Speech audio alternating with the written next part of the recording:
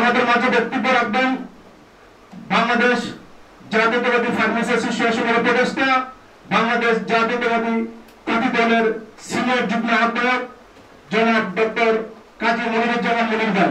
আমি কাজী মনিরুজ্জামান মনির ভাইকে বক্তব্য রাখার জন্য অনুরোধ করছি।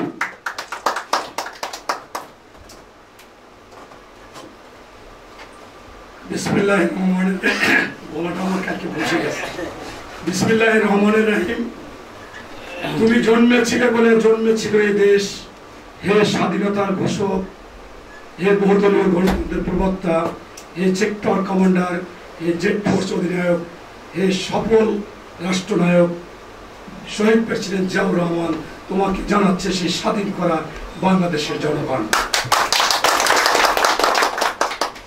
আজকে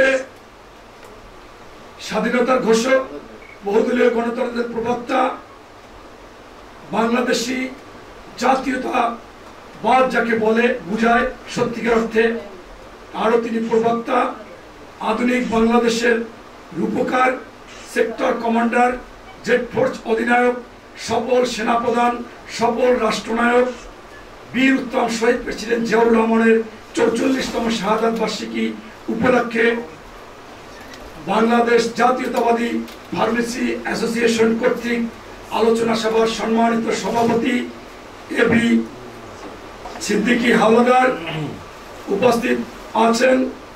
আজকের অনুষ্ঠানের বিশেষ অতিথি এবং বাংলাদেশ জাতীয়তাবাদী ফার্মেসি অ্যাসোসিয়েশনের সংগ্রামী সাধারণ সম্পাদক মোহাম্মদ মিয়া শামীম মিয়া উপস্থিত আছেন। বিএনপি নেতা, যার সাথে রাজপথে সবসময় সহযোদ্ধা ছিলেন, মোহাম্মদ হানিফ মিয়া, এবং উপস্থিত আছেন সিনিয়র সহসভাপতি এই সংগঠনের ডাক্তার মোহাম্মদ আমজাদ হোসেন, মোহাম্মদ জাকির হোসেন, আব্দুল জলিল সহ আমাদের সামনে পিছনে একটি আমাদের আলোচনা সভার মধ্যে সবচেয়ে আরো যারা আছেন আমাদের সেই কিছু ফুল, আমি 5টি ফুল দেখতেছি আমাদের বোনেরা। আমি সকলকে জানাচ্ছি আমার অন্তরের অন্তঃস্থল থেকে সালাম, আসসালামু আলাইকুম। জিয়াউর রহমান সম্পর্কে আলোচনা করতে গেলে মাসের পর মাস আলোচনা করা যাবে, এই জন্য আমি একটু সুবিধা পেয়েছি, কারণ প্রধান অতিথি হলে আলোচনার আর কোনো বিষয় থাকে না, সবাই আলোচনা করতে করতে করতে করতে আমি আর কি বলবো ওই বিষয় থাকে না। কিন্তু আজকের যে বিষয়টি, এটা ঘন্টার পর ঘন্টা, মাসের পর মাস, দিনের পর দিন, বছরের পর বছর আলোচনা করলেও শেষ হবে না, কারণ এমন এক ব্যক্তির আলোচনা আমার কাছে মনে হচ্ছে যে আল্লাহ প্রদত্ত একজন বিশেষ ব্যক্তিত্ব ছিলেন এই আমাদের বিএনপির প্রতিষ্ঠাতা শহীদ প্রেসিডেন্ট জিয়াউর রহমান। জিয়া মানে হচ্ছে স্বাধীনতা, জিয়াউর রহমান মানে হচ্ছে বাংলাদেশ, প্রেসিডেন্ট জিয়াউর রহমান হচ্ছে বহুদলীয় গণতন্ত্র, প্রেসিডেন্ট জিয়াউর রহমান হচ্ছে এই বাংলাদেশের তলাবিহীন ঝুড়ি থেকে একটি উন্নয়নশীল দেশে এবং আধুনিক বাংলাদেশের রূপকার। জিয়াউর রহমান মানে আন্তর্জাতিক ভাবে খ্যাতি সম্পন্ন একজন রাষ্ট্রপতি, যে রাষ্ট্রপতি ইরাক ইরান যুদ্ধ থামিয়ে দিয়েছে, মীমাংসা করে দিয়েছে, যে রাষ্ট্রপতি ইসরায়েল ফিলিস্তিনি যুদ্ধ সেখানেও গিয়েছিলেন ইয়াসির আরাফাতের সাথে, এবং ওই ইসরায়েলি তাদের সাথে আলাপ আলোচনা করতে গিয়েছিলেন। হয়তো আজকে যদি উনি শহীদ না হতো সেটাও সমাধান হয়ে যেত।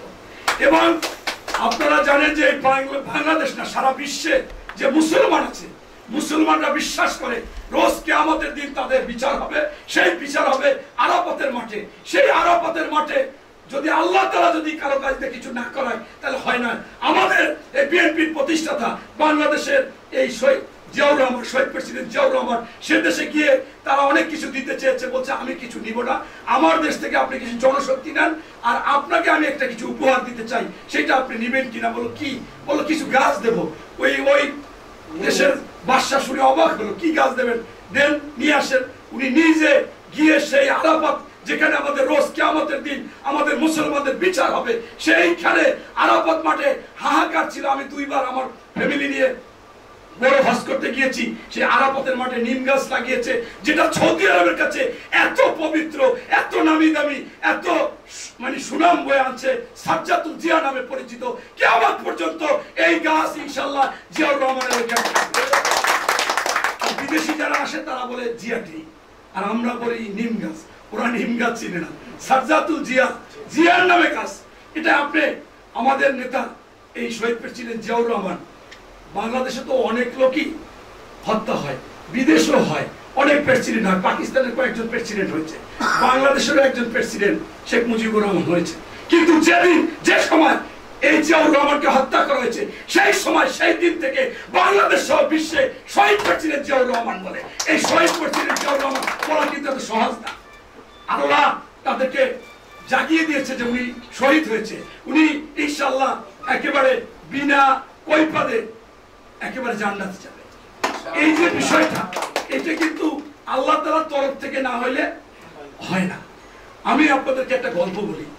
আমি বাজারে, আমি 2 থেকে 3 পড়াশোনা বন্ধ করে দিয়েছি, দিয়ে বাজারে দোকানদারি করেছি। তো আমার বাড়িতে বাজারেই দোকান, তো সবাই আমাকে চেনেন, যারা চেয়ারম্যান, যারা উপজেলা চেয়ারম্যান, সবাই আমাকে চেনে, আমার কাছ থেকে বাজারটা যেটা সেটা নেয়। আমি সেই সময় যাত্রা, সিনেমা এগুলো হলে আমার কাছে পয়সা নিত না, আমি এমনি এমনি যাইতাম। তা আমি যাত্রা দেখতাম, সিনেমা দেখতাম, মুকুট পরিহিত রাজা, জরির জামা, অন্যরকম। এরকম হঠাৎ করে শুনি যে জিয়াউর রহমান আসবে 1979 সালে। তখন আমি সেই জিয়াউর রহমানকে চিন্তা করলাম, একজন প্রেসিডেন্ট আসবে, প্রেসিডেন্টকে আমি সামনাসামনি দেখবো।